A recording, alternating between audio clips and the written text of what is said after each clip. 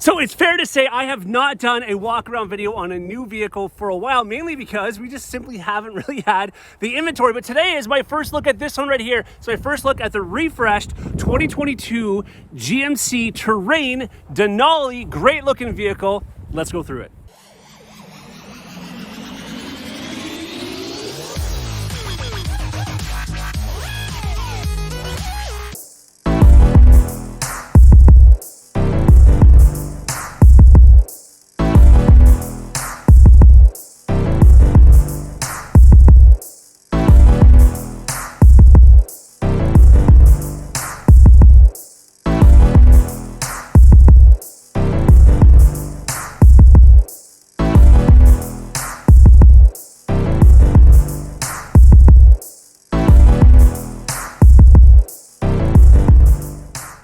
So refreshed is what this is essentially. It's not an all new Terrain from the ground up, but it does have some small differences between it and the outgoing 2021 and prior GMC Terrain models. And we are going to talk about those differences throughout this video, along with what this Terrain has.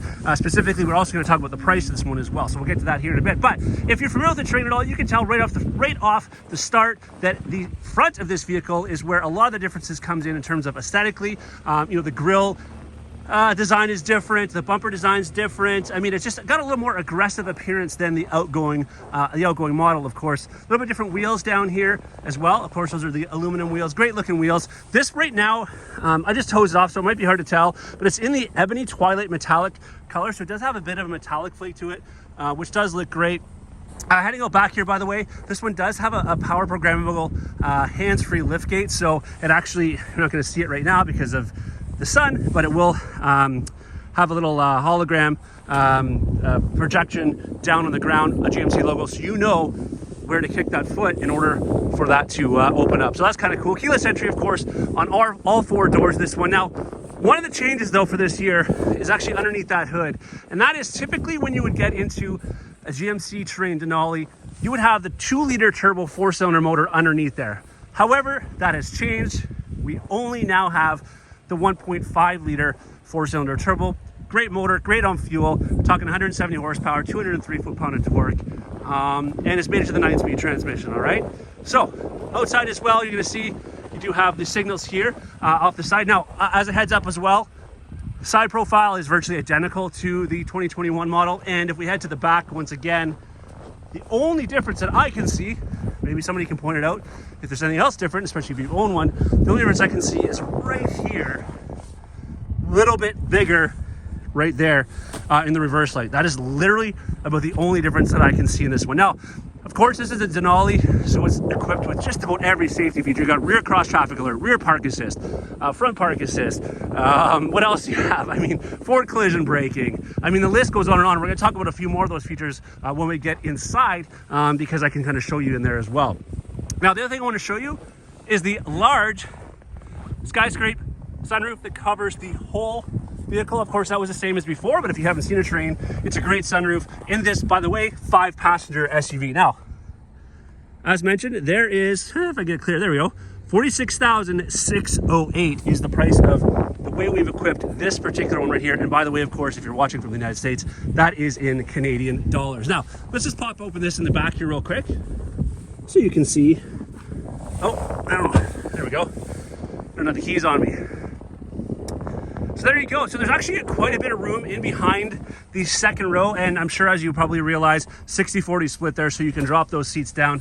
What I do like about this vehicle is you can actually drop the seats down from 2 locations. You can go to the back seat, the back door, open that up, and you'll see right up there, there's a lever you can pull and you can drop them down. The cool part is 90% of the time, we're not needing to do it there. We need to do it when we're throwing something back here.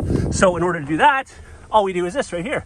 And this, we'll drop our seat first like that. There's a little bit of storage actually underneath here as well, which is kind of nice. So you have that drop floor. So, if you want something that's not going to roll around, you can put it in there and it won't be rolling around in here. But again, surprising amount of room in behind that second row, or if you have those rows down, even that much more. Now, one of the things that's kind of unique for the Terrain is that seat right there. I think it's equipped with this anyways. I know that at one point in time they were limiting it from some of our vehicles, but it's the ability to, if I can do this, sorry, holding the camera here at the same time, drop that down further. Now, again, let's see. Yes, with that, if I can move that headrest out of the way. But anyways, point is you can drop that down flat so you have storage all the way from the front to the back. So that is something that, you know, has changed a little bit. Yeah, there's a button on the other side. But anyways, hard to show you right now, but that seat will fold down. But you know what? How about we get inside and I'll show you some of the things inside this vehicle that you may very much be interested in, because there are some new things there as well. Forget it, before we go in there, it was bothering me. I needed to show you how this seat folds down flat, and not to mention, it has a little bit of plastic back here to kind of protect it. While we're actually at it, this vehicle hasn't been PDI'd yet, which is why you're seeing a couple things here. But this right here, I just did a video on actually yesterday. I had a truck in front of me, but regardless, this is your engine block heater. And I want to show you this today because it is freezing outside as I'm doing this video. But the cool part about that engine block heater is, first and foremost, where it connects. Now it connects, there's a piece of plastic that comes off down here, all right, and you can plug it in there, which is kind of cool, easy to use. You can leave it plugged into the house. But the point is, it doesn't start working until it drops below minus 18 degrees Celsius or 0 degrees Fahrenheit, so you don't need a timer on it, and it's really good for the life of the engine if you use it. Now, a new vehicle, of course, will start no problem with the engine block, without an engine block heater 99% of the time, but for the longevity of the vehicle, for the wear and tear of the parts, you know, fuel efficiency wise, just to warm it up, way smarter to use that engine block heater if it is equipped with it. Now, before we sit in the front, by the way, as well, it does have rear heated seats here. Now, you may be getting a vehicle that has those buttons there. They might not be activated because there is going to be a retrofit for certain models. More than likely, the Denali has it equipped with it, but some models may not have it equipped just from the factory, just because of the issues, of course, we're facing right now.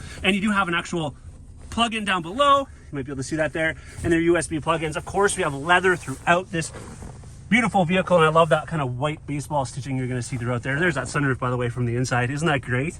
But let's go to the front seat. Now, one of the things I forgot to mention when I was outside is that little car right there on the mirror, as I make it blurry with my finger. That is your sign blind zone alert, lane change alert. So it is a nice feature to alert you of people coming. Now, it's not new, but it is a nice feature, especially, you know, something you should be obviously having in the Denali as you have everything else. Now, one of the things I want to show you is on the door here as well. You do have the Bose stereo system in this, which works fantastic. There's your power programmable liftgate, which you can turn off. You can adjust the height to. It does have memory seats as well, which is pretty fantastic. So you can adjust the seats and the outside mirror, and that'll stay memory, okay? As far as the steering wheel is concerned, of course, you can have heated steering wheel there. There's your forward collision alert right there. Your following distance indicator, pardon me, and you'll see as I press that, you can adjust the sensitivity to it. Let me zoom in that a little bit better. You can adjust the sensitivity there. You'll see a nice big digital display dash here in front of us on the Denali. One thing that is new though, another thing that's new is this right here. Now, I want to know your feelings on this. This is the heads-up display. You probably can't see it. Oh, maybe you can. I'm just trying to get the right angle on it, because with the camera, it's very hard to actually see the darn thing. Oh, there we go. You might see a little bit of it. But anyways, what it does is it shines up on there, reflects you, like your speedometer. You can have different thing up on there. Now, I know when you see a GMC Sierra or like a Yukon or you know, a Chevy Tahoe, that kind of stuff, it's just projected on the window, 15-inch screen. This is a little bit different setup. They actually use this in the Buick, if I recall, the Buick Encore GX, I believe it was, had it first. But anyway, so that is a heads-up display. It does work really well. It's just a little different setup than what we're used to, you know, being GMC or General Motors people in general. All right, you're going to have separate climate control for the driver passenger here, right? So you can change temperature on either side. We're going to turn this off because it's going to be blowing at us. So separate climate control. Of course, you're going to have the navigation in this one right now that we've got. Not to mention, you have the rear vision camera, which is fantastic. And again, it's HD quality. I'll show you this here as I put it in reverse. So there's your surround vision, and you can actually look at different aspects of the vehicle by pressing different buttons. You can look in front of you, you can look behind you, and so on. Now, down here, we have our EPS, the electronic precision shift. Something to get used to, but I can tell you firsthand, anybody I've sold one to, I've had no complaints about it. It becomes second nature. In fact, sometimes you go to reach up here, you forget, or sorry, the people that are used to reaching up here don't even do that anymore because they're just so commonplace. You get into your other vehicle that has the column shift and you forget sometimes. So anyways, heated and ventilated seats out here for the driver passenger, of course. You have different drive ranges, 2-wheel drive, four-wheel drive, which is basically auto, and it's basically a full disengage. Well, what I'm trying to get at is in 2-wheel drive, it'll actually disengage the rear wheels altogether. So it is only front-wheel drive, which of course is only going to help with the fuel efficiency. Four-wheel drive is basically all-wheel drive. It kicks in and out when it needs, so it's front-wheel drive, primarily. And then when it senses wheel spin, the rear wheels kick in. And then you have your snow mode, which just changes the wheel speed spin, which is going to help you there. There's your park assist button there, and this one right here is auto park assist. Now, I don't know that I'm gonna be able to show you it because I don't really have any vehicles. I don't wanna move this at the moment, but basically here's what happens. When I press that button, I gotta put it in drive here first of all in order for this to work. But when I press this button here, okay, I'm gonna do it, you'll see it up on the screen. Let me see. It gives us the ability to parallel or perpendicular park on the right or left-hand side. I've done a video a long time ago about this. Maybe I'll do another one soon.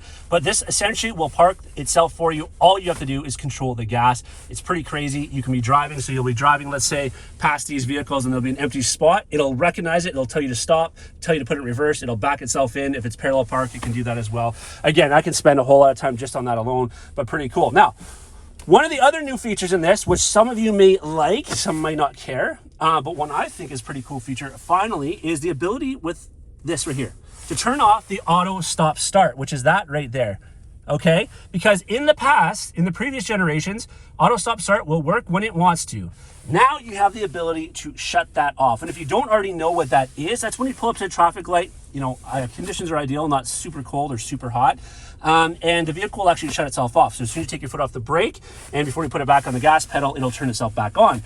Of course, in the idea of saving fuel. But again, for whatever reason, some people don't like that. So with that being said, you now have the switch to turn that off. So I know some of you will like that.